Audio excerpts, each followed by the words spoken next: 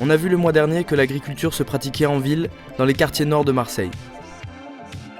Une agriculture urbaine avec 3 vocations. La production, plus proche du consommateur, la pédagogie pour nous reconnecter avec le vivant, et le lien social pour reconnecter les gens entre eux.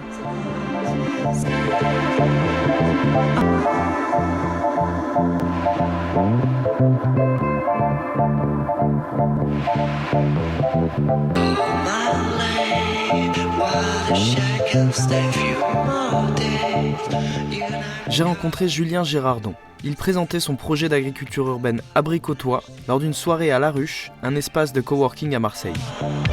Simplement sur le premier arrondissement, il y a 12 hectares et demi de toits plats, donc potentiellement aménageables. Et l'agriculture urbaine, c'est ça, c'est essayer d'exploiter le maximum de surface disponible.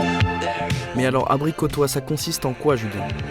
Abricotois, en fait, le principe, c'est de pouvoir revaloriser des espaces qui aujourd'hui sont inexploités. Et ce sont les toitures terrasses plates qu'on trouve partout en ville.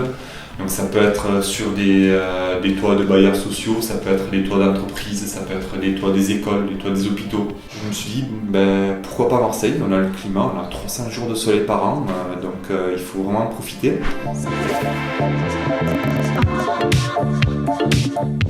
C'est un accompagnement un peu de A à Z. Au départ, de rencontrer les utilisateurs, d'identifier leurs besoins, leurs surfaces, et de proposer donc une solution qui s'adapte vraiment à leurs besoins. Par exemple, travailler avec des restaurateurs avec un aspect de production alimentaire un peu plus intense. Une famille, elle aura plus une vocation d'un espace de rencontre, un espace d'échange. On installe des lits potagers, c'est des bacs avec différentes membranes d'étanchéité ou de drainage en fait, qui sont spécialement adaptées aux contraintes techniques de l'espace toiture. Pour la fabrication de mes bacs, je travaille avec l'ONF. Il y a toute une sylviculture raisonnée, donc pour les arbres qui coupent, il y en a d'autres qui sont replantés derrière. Et ensuite, je travaille avec une menuiserie, donc des ESAT particulièrement. Donc les ESAT sont des établissements qui permettent d'insérer des personnes en difficulté au travail. Donc c'est une façon aussi de promouvoir cette économie locale et essayer de renforcer des structures qui sont aujourd'hui un peu en difficulté. C'est pas simplement de l'agriculture, il y a aussi toute une économie qui peut tourner autour. Donc c'est l'aspect économie circulaire rentre également dans l'agriculture urbaine. Une fois aménagé, après on propose l'entretien ou l'accompagnement en fait. Donc j'imagine avec les habitants, ce sera plus un accompagnement. On va essayer simplement à différents moments de l'année, à des moments clés, d'arriver, de leur expliquer comment faire les semis par exemple, ou l'arrosage.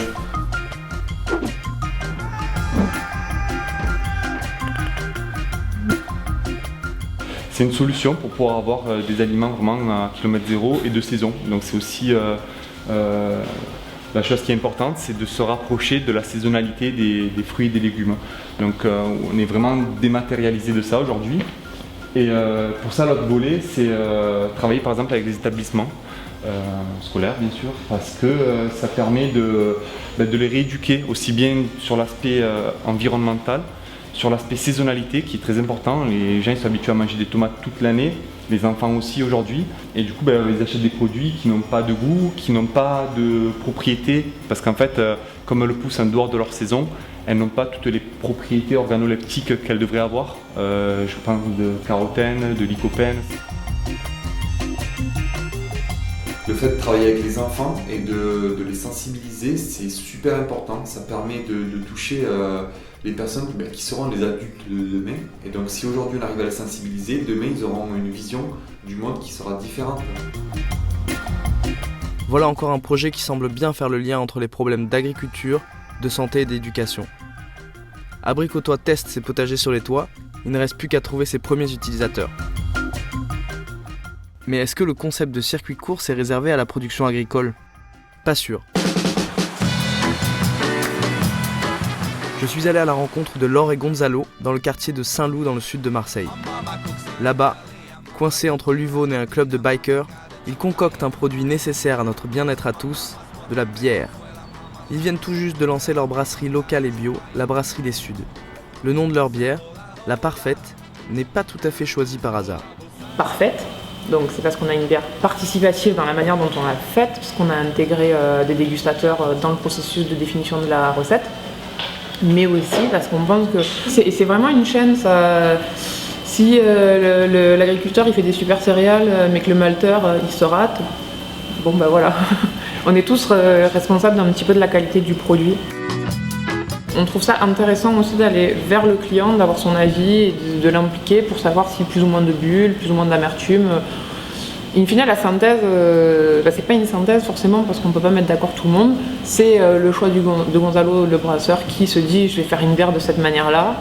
Mais en ayant entendu aussi les envies des futurs consommateurs.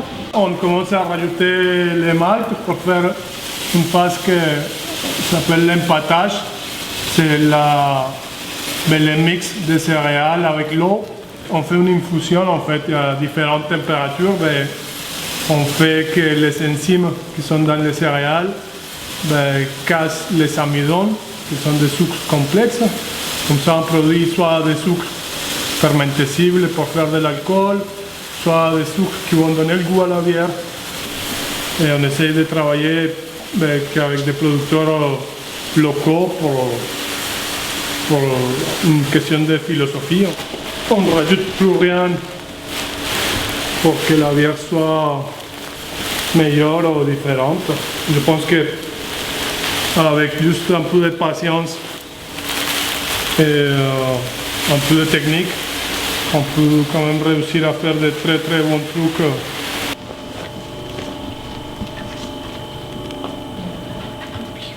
On fait des bières biologiques avec des matières premières aussi locales que possible.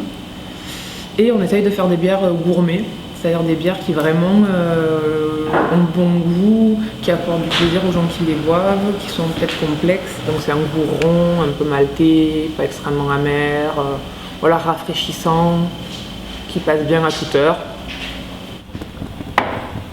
On vit à Marseille, on a vraiment des liens avec aussi nos revendeurs, des associations, et on a envie que la ville et la région soient dynamiques, qu'il y ait de la vie, et on a envie de travailler avec des gens qui sont ici aussi, qui ont fait le même choix que nous, simplement parce que oui, il faut relocaliser l'économie, il faut être...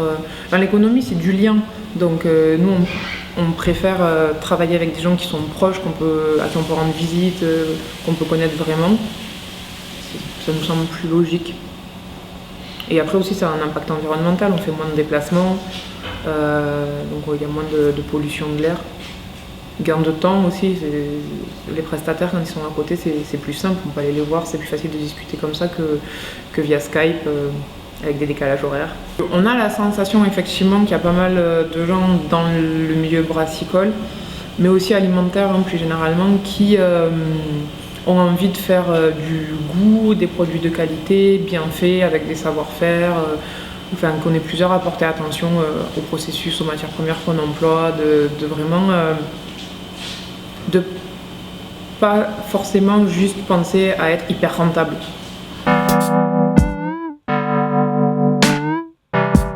Dans cette brasserie, les déchets également sont réutilisés intelligemment. On a deux types de déchets principaux. On a les drèches, c'est le malt détrempé après qu'il ait été brassé. Et les bouteilles, on va dire, grosso modo. Donc sur les drèches, on a mis en place deux choses qui sont encore un peu expérimentales et au cours d'adaptation, mais en grande partie on donne nos drèches à des éleveurs pour que ça serve d'alimentation à des animaux qui seront par la suite eux-mêmes mangés. Et ensuite, il y a quelques kilos qu'on donne à une boulangère bio, qui s'appelle Dame Farine, et qui l'intègre dans son pain. Ça sert à tout le monde, quoi. Nous, ça nous enlève une épine du pied de savoir qu'est-ce qu'on va faire de ces déchets-là. Surtout, ça valorise des drèches qui sont encore bonnes à la consommation, propres à la consommation humaine et animale. On a trouvé ces fermenteurs-là qui sont des sucres, comme on peut bien les voir. Pourquoi un œuf? Puisque il y a le principe de biodynamie qui dit que la vie se développe dans des sucres. Donc pour nous, un élément vivant comme une levure, par logique, pouvait se développer mieux dans une forme ovoïde. Rien n'est donc laissé au hasard, mais tout cela semble vraiment naturel pour Laure et Gonzalo, qui insufflent leur spontanéité dans leur façon de faire de la bière.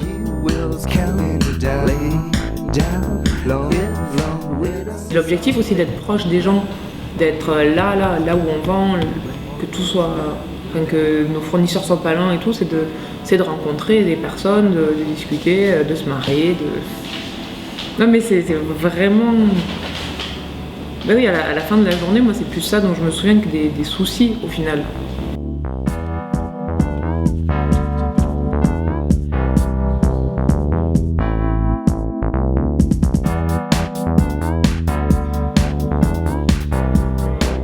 Proximité plutôt que rentabilité.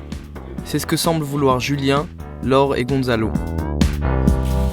Ils nous montrent en tout cas que de nouveaux modèles de production et de distribution sont possibles, plus proches, plus propres et avec moins d'intermédiaires. En attendant, je vais déguster une parfaite pour me donner de l'inspiration pour le prochain épisode.